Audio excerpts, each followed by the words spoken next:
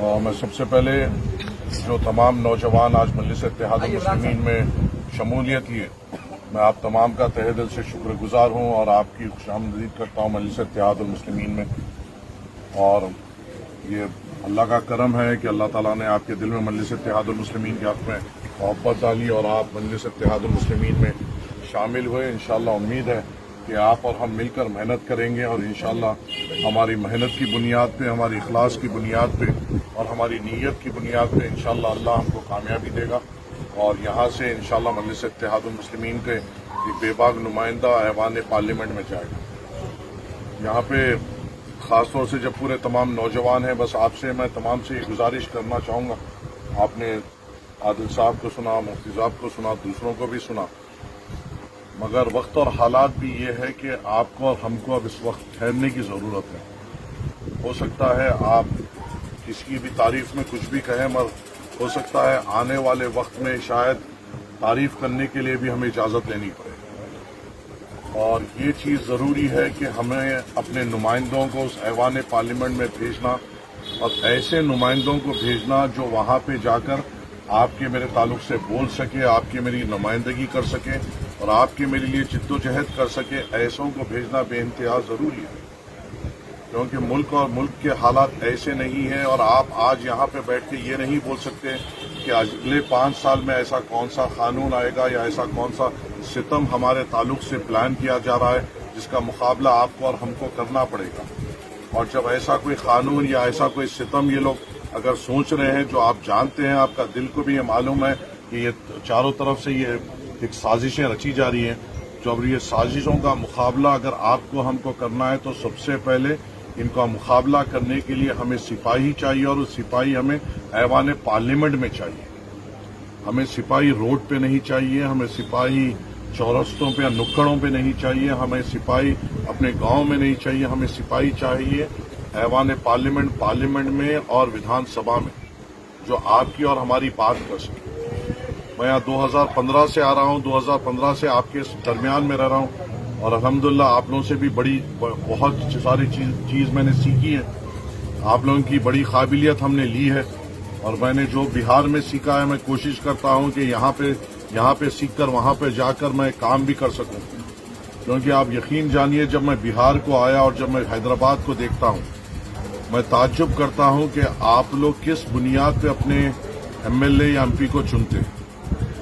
क्योंकि हमारे पास चुना जाता है काम की बुनियाद पर, हमारे पास चुना जाता है अवाम के बीच में रहने की बुनियाद पर, हमारे पास चुना जाता है उसको जो ऐवान असेंबली में जाकर हमारी बात कर सके, हमारे पास चुना जाता है उस बुनियाद पर कि अगर हमारे महल्ले जात में कोई परेशानी आए तो वो हमारे साथ ठहर कर लड़े।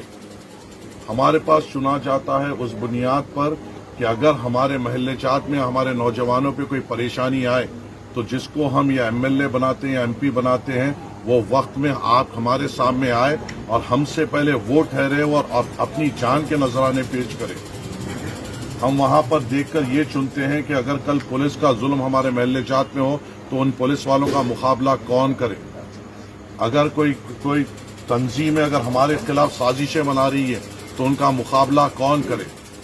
अगर हम ऐसे एमएलएज और एमपीज को चुनते हैं जिनको चुने बाद से भी अगर हमारे गाली देते हैं, हम दिल खोलकर उनको बोलते हैं कि इसने 5 साल कुछ नहीं किया, और इलेक्शन जब हमारे सामने मशीन आती है हम कमजोर पड़ जाते हैं, जो मैं नहीं मानता कि मुसलमान कमजोर पड़ सकता है, मगर फिर भी यहाँ पे वो कमजोरी आती है और हम कमजोर बनकर फिर से उसको चुनते हैं।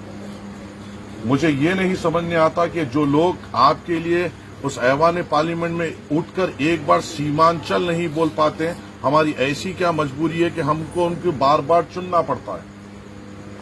मुझे ये नहीं समझ में आता कि विधानसभा में जिसको हम भेजते हैं, जो उठकर यहाँ की बात नहीं कर सकता, ऐसी क्या हमारी मजबूरी है, हमारी बेबसी है या हमारी कमजोरी है जो हम बार बार उनको चुनते हैं। क्या हमारे पास ऑप्शंस नहीं है?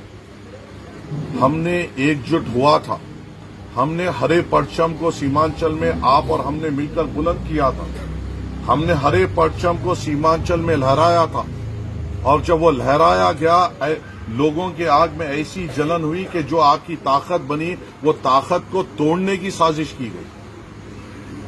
क्या हमारा मकसद वहां से हैदराबाद से यहां पर आकर असदुद्दीन अवैसी साहब को यहां से इलेक्शन लड़वाना था, या असदुद्दीन अवैसी साहब का मकसद ये था कि माजिद हुसैन को यहां पर लाए, हैदराबाद के एक बंदे को यहां पर लाकर आपके दरमियान में उठ के उसको लीडर बनाए? हमने तो आपके दरमियान में से चुना, मेहनत की, मशक्कत की, हम उसके पीछे भागे, दौड़े। अवैसी साहब के कई सभा हुए, मैंने दिन रात मेहनत की और उसके बाद कामयाबी हासिल हुई, मगर हमें धोखा मिला। धोखा मिला कुछ पैसों की बुनियाद पर, धोखा मिला कुछ ओहदों की बुनियाद पर, मगर उससे कौम का क्या फायदा हुआ? और नहीं, क्या आप यहां पर बैठ के ये बोल सकते हैं कि हिंदुस्तान में अपने लोगों को टोपी पहनकर फखर से फिर सकते हैं? क्या आप यहां पे बैठकर ये बोल सकते हैं कि अगले 5 साल में हमारी बहन को हिजाब के लिए कोई नहीं सताया जाएगा? अगर आपका सवाल हाँ है तो आप मुतमईन रहिए, मगर अगर आपका सवाल अगर कशमकश में है या नहीं है तो हमें ऐसों को चुनना अब हमारे वक्त की जरूरत है जो हमारे लिए उठे, लड़े, अपने जान के नजराने पेश करें, यहां पे रहे, हमारे दरमियान में रहे, हमारे महल्ले में रहे। ऐसा ना हो कि जीत कर दिल्ली की जीनत बन जाए, ऐसा ना हो जीत कर पटना की जीनत बने। हमें ये चाहिए जो हमारे दरमियान में रहे और हमारी बात सुने। और जब मैं यहाँ पर देखता हूँ जितने भी उम्मीदवार ठहरे हुए हैं, अगर उसमें डॉक्टर साहब है और टीचर साहब है और अख्तरुल ईमान है, तो मेरे को एक बेहतरीन उम्मीदवार अख्तरुल ईमान दिखते हैं, क्योंकि आपने तो डॉक्टर साहब को भी आजमाया। आपने डॉक्टर साहब के, मैं तो ये कहता हूं, अगर मैं माफी चाहता हूं अगर मैं ये कहता हूं तो आप लोगों के तो एहसानात है उनके बड़ों पर, उन पर और उनके आने वाली नस्लों पर भी इंशाअल्लाह। आपने तो एहसान किया है। मैं ये मानता हूं यहां पे ठहर कर कि मेरी ताकत बस इतनी है और मेरी हैसियत बस इतनी है कि अल्लाह ताला ने मेरे हाथ में मेहनत दी है, मेरे मुंह में जबान दी है, मैं बात करूं, मेहनत करूं, जुस्तजू करूं और कोशिश करूं कि मैं मेरे परचम को बुलंद कर सकूं। हार और जीत मेरे हाथ में नहीं है, और अल्लाह मुझसे राजी है तो इंशाअल्लाह अल्लाह आप लोगों के दिल में हमारे लिए मोहब्बत डालेगा और हम कामयाब होंगे।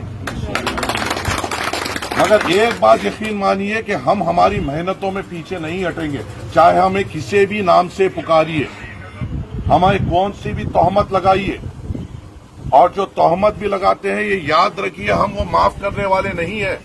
इस दुनिया में आप हम पे तोहमत लगा के जा सकते हैं, मगर उस आखिरत में हमारा हाथ होगा, आपका गिरेबान होगा और हम सवाल करेंगे कि किस बुनियाद पे तुमने हम पर इल्जाम लगाया। क्योंकि मेरा यकीन जिंदगी और मौत पे भी है। लोग मेरी बात को जज्बाती कह सकते हैं, मुस्कुरा सकते हैं, हंस सकते हैं, मगर मेरे सवालात का जवाब नहीं दे सकते। मेरा नुमाइंदा मैं जिसके लिए यहां पे ठहरा हूं वो अख्तरुल ईमान है, जो 5 भागे बाद से भी जिसको मिनिस्टर पोस्ट का लालच दिया गया, वो अपने ईमान पे पुख्ता रहते हुए हरे परचम को बुलंद किया। मैं उस अख्तरुल ईमान को जानता हूं जिसने मेरे सामने उन 4 एमएलए में से एक एमएलए को ये कहा था, मुझे एमपी सीट की भी जरूरत नहीं है, तुम एमपी बन जाओ, मुझे बस हरे परचम को बुलंद करना है। मैं उस अख्तरुल ईमान को जानता हूं जो जीते बाद से भी आपके दरमियान में रहता है। मैं उन डॉक्टर साहब को नहीं जानता हूं जिसको आप बार बार जिताते हैं और 5 साल आप लोगों की तरफ पलट के नहीं देखते। मैं उस नुमाइंदे को नहीं जानता हूं जिसको आपके वोटों के एहसानात से जीता गए, जो आपके वोटों के एहसानात से अल्लाह ताला ने जिसको इज्जत बख्शी, जो आपके वोटों के एहसानात से आज उनका नाम हुआ, और वो जो आपसे हाथ मिला के अपने हाथ धोते, वो अख्तरुल ईमान के सामने कोई उम्मीदवार नहीं।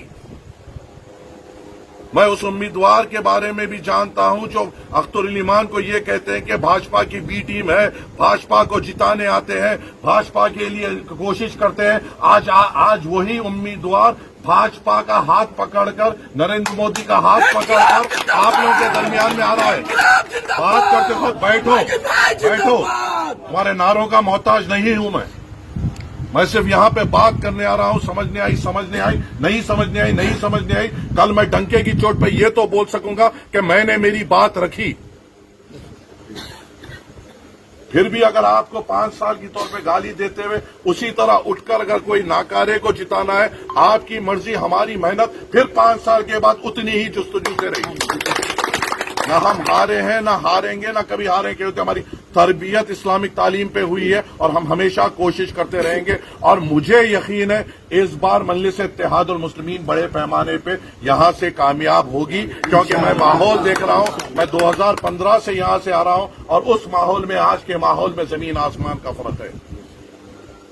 یہ کون سی دنیا میں آ جاؤ، اور میں چاہتا ہوں کہ آپ باہر نکل کے بات کریں. بہت سارے لوگ ایسے ہوں گے جو میری بات کو ہنسی میں اڑا دیں گے، مسکرا کے اڑا دیں گے، ارے یہ تو ایسی ہی بات کرتے ہیں. مگر مجھ سے ایک ہی سوال کرتا ہوں کہ آنے والے 5 سال میں اگر تمہارے اوپر کوئی کالا قانون آتا ہے، کیا آپ کے پاس وہ سپاہی ہے جو اس چیز کا مقابلہ اس ایوان پارلیمنٹ میں کر سکے؟